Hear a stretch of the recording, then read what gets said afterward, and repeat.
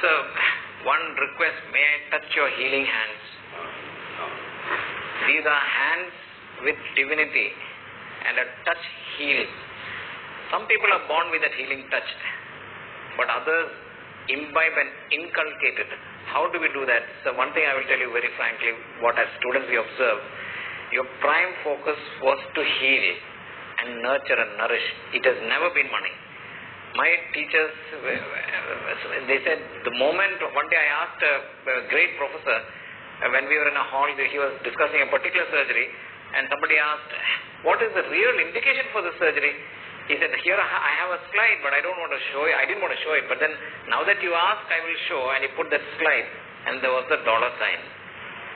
Today, quite unfortunately, sometimes we look at a patient with a dollar sign.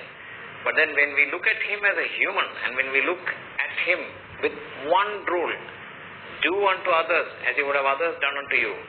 If you follow that golden rule, what you touch will heal. But the thing is, these were taught to us, but then, sir, in you, it was there from the very beginning. How did you understand? No, you have been too right.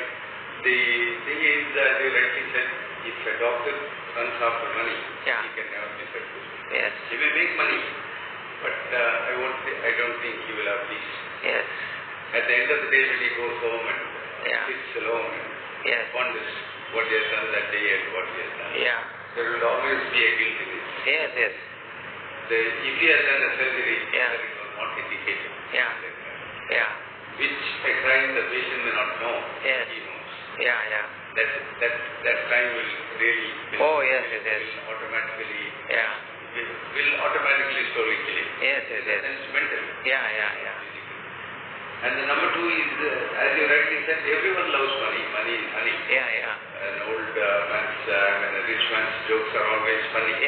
That is life. But still, if one goes after money, especially in the medical field, it's all right for businessmen, even for businessmen, unless there is ethics. Unless he is transparent, not reach the final goal. If anyone in our field, if you have reached the final goal, you would see there are people who have really gone slow and steady. But they have gone according to the ethics and philosophy.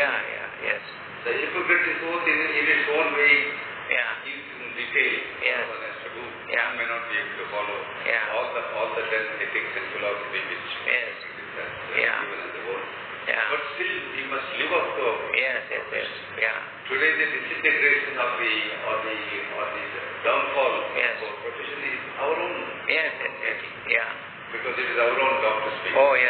Because the respect patient gives to a physician or a surgeon is 100 times more than a consumer in any field which he is.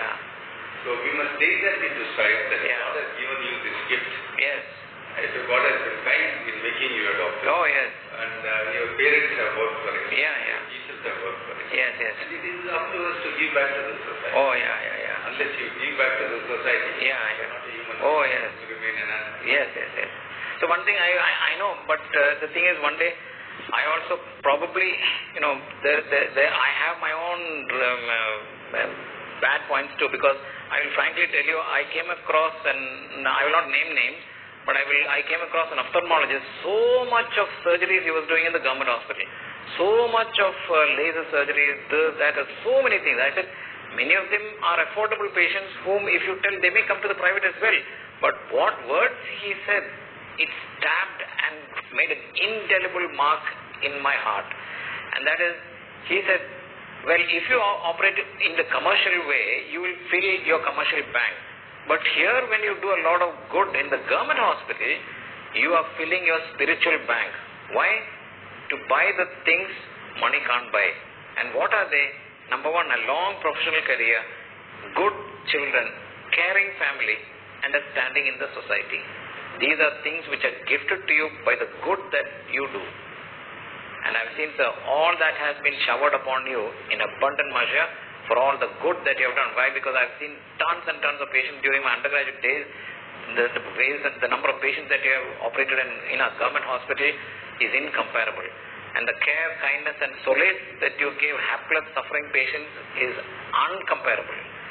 So, you are a gift to mankind. It is indeed a privilege that you have been gifted to the people of Mangalore at this time and place. Where in the world can you come across a human like you? Why? Because you, sir, are a doctor. What is the full form of doctor? Dedication, obedience, culture, trust, honor, respect are all intertwined in you.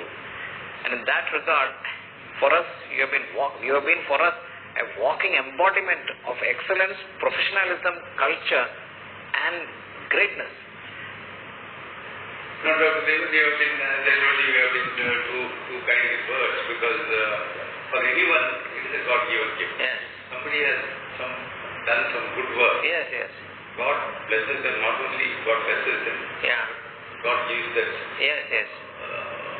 What you call as God gives His hand that, yes, that yeah. you continue your work. Yeah. If one does anything wrong, yeah. God always tries to yeah. change you. Yeah. Change. Many times we have done wrong yeah. things in life, and God calls you that. Yes. Yeah. And if one can take that message from God, yes. I think he can do no wrong. Yes. Have infinite faith in God. Yeah. Whatever God you believe in, that power. Yeah. I think we will always yeah. do good things. Oh, yes. And as you rightly said, it is true that if you do a good thing, blesses you with peace. Yes. Peace comes with satisfaction. Yes. The biggest problem in our life is greed. Yes. If one can overcome greed, if one can overcome hatred, if one can overcome jealousy, I think you will have ultimate peace. Yes.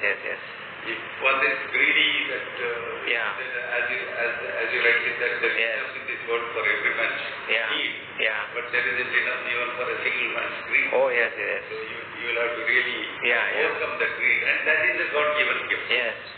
Many people unnecessarily they accumulate money, they do not know for what.